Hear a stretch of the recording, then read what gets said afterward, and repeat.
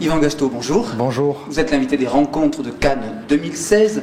On va parler avec vous de l'Atlas des immigrations en France. Vous avez coécrit avec Pascal Blanchard et Adrien Dubuc. Cet atlas très documenté, 120 cartes exactement, nous révèle un certain nombre d'informations, notamment le fait que la France est construite par 96 vagues successives d'immigration après la Gaule. Donc l'immigration fait partie de notre histoire commune. C'est ce que vous dites dans cet atlas. Oui, absolument. Cet atlas a été réalisé à travers effectivement des statistiques qui ont pour but de montrer les immigrations en France, c'est-à-dire la manière dont la France est composée depuis finalement des temps très anciens, très reculés, par des différents apports issus de l'immigration, aussi des migrations.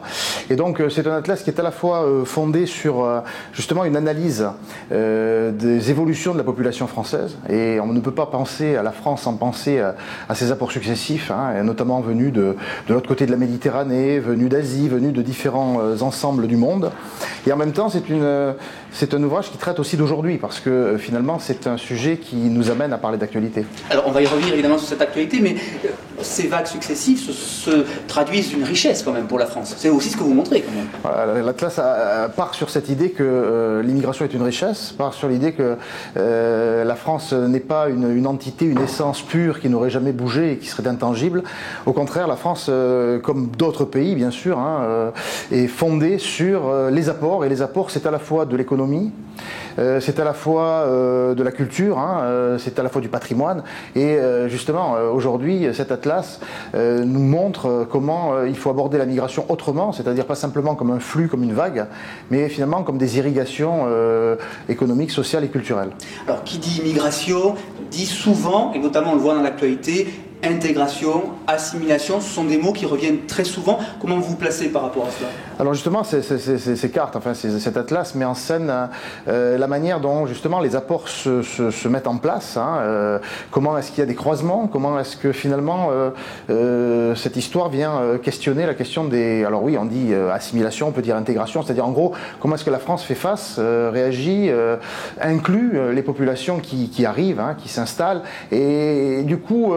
ça nous permet de réviser un certain nombre de choses. Par exemple, on peut considérer que désormais l'immigration c'est pas simplement le travail, ça peut être aussi d'autres sujets, c'est pas simplement le départ d'un point A vers un point B, mais aussi finalement des circulations, des va-et-vient, des allers-retours, de montrer que la France c'est pas simplement un pays d'accueil, mais que c'est aussi un pays où les gens partent, d'où les gens partent et où ils vont s'installer par ailleurs. Ça a été beaucoup le cas dans la période du 19e siècle par exemple, et de nous montrer aussi le temps long de cette histoire des migrations. C'est-à-dire qu'effectivement on a l'impression que la migration c'est très récent. Non, on peut remonter dans des périodes très anciennes où on voit finalement que les frontières ne sont jamais étanches et que la France a toujours été irriguée par ses apports.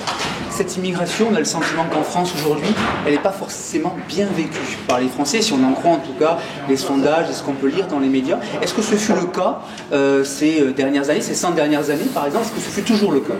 Alors il y a souvent un accueil qui est compliqué, le rapport à l'autre, à l'altérité est un rapport complexe. Il met en scène effectivement cette frontière entre le nous et le eux, et cet atlas des immigrations met aussi en évidence le fait que l'autre n'est pas forcément l'étranger avec les papiers différents, des papiers de quelqu'un qui n'est pas français. L'autre, ça peut être le provincial, l'Auvergnat qui va à Paris au 19e siècle, ça peut être finalement le français issu de l'immigration qu'on ne voit pas comme un français. Donc finalement, on voit que à travers cet atlas, le thème de l'immigration est un thème complexe, c'est un thème qui met en scène les questions de xénophobie, les questions de racisme, mais au final, la France ne serait pas sans l'immigration, la France, et ça c'est un sujet qui ressort de notre travail. Alors vous vous en souvenez, ce sera ma dernière question, Yvan Gastaud, il y a quelques semaines, Nicolas Sarkozy, en campagne électorale, pendant la primaire, avait réveillé nos origines gauloises. Comment ça vous avait fait réagir, je pense, j'imagine, après cette publication? Bien entendu, l'utilisation politique de l'histoire par les hommes qui envisagent de devenir candidats à l'élection présidentielle, en l'occurrence, ou les anciens présidents comme Nicolas Sarkozy, c'est assez intéressant. Effectivement, la manière dont on convoque l'histoire pour motiver un discours politique, et là, la référence à nos ancêtres les Gaulois, justement, met en scène cette volonté de ne pas voir véritablement ce qu'est l'immigration, cette idée selon laquelle il y aurait un point de départ, que la France serait composée de cette notion de Gaulois, et que quelque part, effectivement, il faut rendre les choses plus complexes pour mieux les comprendre et mieux les appréhender. Merci Yvan.